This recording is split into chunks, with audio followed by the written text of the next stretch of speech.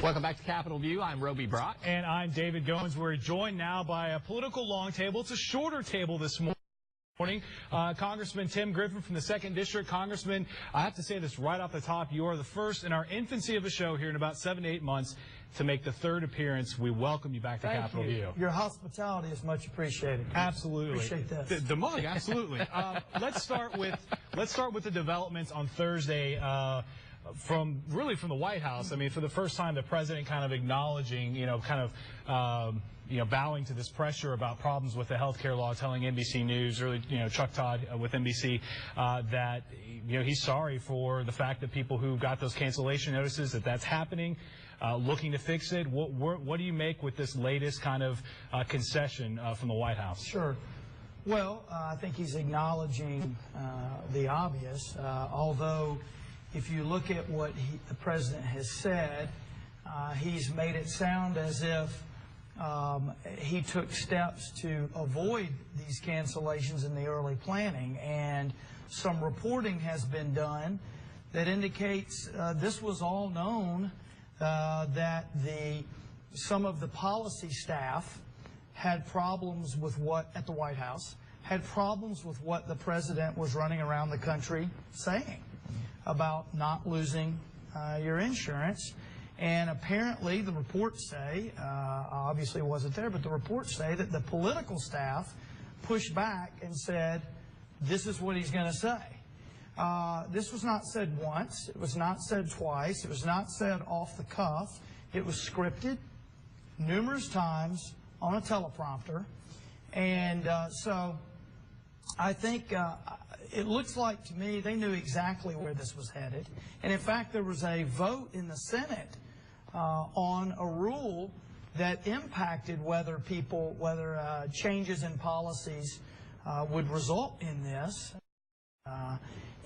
So this is not a secret. This is not something that just happened. So what action should Congress take as a result of this information that's come out? Well, look, I think that now I've been advocating, what actions I would like to take. I've been advocating for the ultimate, which is to repeal it and, yes, pursue health care reform. Yes, deal with pre-existing conditions, but you don't have to do it this way. That's not going to happen, full repeal right now. We know that. But what was interesting is I read yesterday that now Democrats in the Senate are calling for a delay or postponement in the individual mandate. Well, that's something that we voted on in the House in July. And what is now the events, instead of House Republicans saying this is the right thing to do, and that alone, now you have events that are pushing this. And I think a lot of Democrats, to be frank, who are up for re-election, particularly in the Senate, including one of our own, I think they're getting nervous about what this could do to their re-election in 2014. Do you think the Landrieu bill to grandfather in the plans for the folks who have had their plans canceled, do you think that's good legislation, a good place to start? I think we are going to take up this exact issue in the House this week. I've not seen her specific language, but we are going to pursue this week to basically say, hey, we're going to make sure that what the president said is actually the policy of the country. In other words, if you like it, you can keep it. So we're going to work on that this week. But let me say this. I think this reflects a broader problem with the law. And that's why when people talk about the website, I say, yeah, it's a disaster. But the website will ultimately, I'm sure, I pray, ultimately will be fixed. The problem is one of a one-size-fits-all fix, and that's what Obamacare is. It's a central planning, top-down control of health care. That's never going to work. That's the problem the president has. Well, I'll just say, when you look at what Senator Landrieu is proposing, this idea that you can, those who are getting the cancellation notices can keep what they had. What about the idea that, yes, they're getting those cancellation notices, but most likely they're getting kind of migrated to a plan that does comport with ACA, and in many cases, depending on which, rhetoric you're listening to, is the plans will be, A, more affordable and probably cover more. I mean, is there some truth to that? I mean, yeah, I'm getting canceled, but I'm actually probably going to get moved to a plan that what I've seen is losing insurance. I'm not going to be uninsured on January 1st. Well, what I'm seeing is they're not more affordable. I'm getting letters every day of people saying, look, I'm young, relatively healthy. I didn't need all of the things that President Obama says I need in my insurance. And so that got canceled because it didn't comport with Obamacare. And what they're trying to give me does now comport with Obamacare, meaning it has all of the features that the president says you got to have, regardless of who you are. So you are actually hearing young people trying to sign up. I mean, that would be... Well, no, what I'm hearing is people are relatively healthy people, or some that aren't, who like their plan before, are being forced to get a more comprehensive plan under the law, and they're not paying less. They're paying more. In fact, in the Ways and Means Committee last week, I used an example of a state employee who had who got a newsletter that basically said it's going to, your insurance, your old insurance doesn't match what Obamacare says it ought to look like, so we have to change it, get rid of the old, change it, make it comport with Obamacare. It's going to cost you more.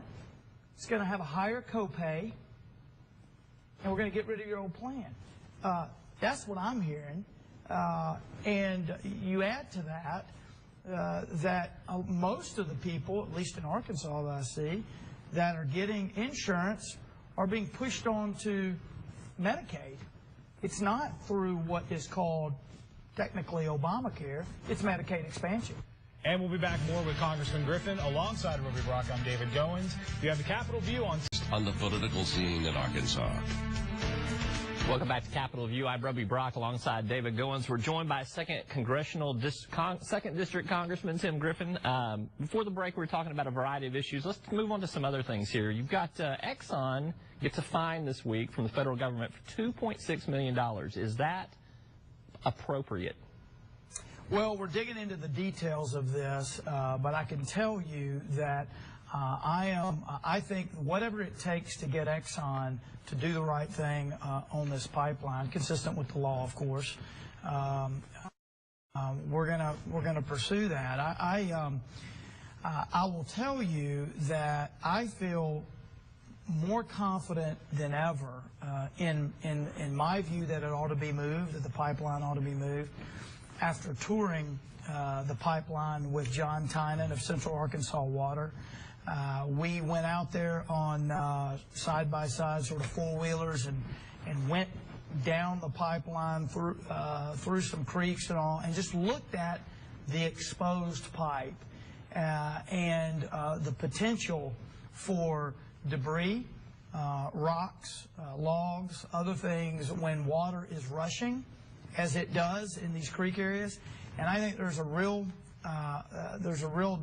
possibility if there's a weakness anywhere in that pipe that's undiscovered, for there to be a real disastrous consequences. Exxon's not going to volunteer to move it. When we've talked about this on this show, I mean, what is the next step? Well, if there is a step to say, okay, let's move this. I wouldn't look. I think all options are on the table, and I wouldn't.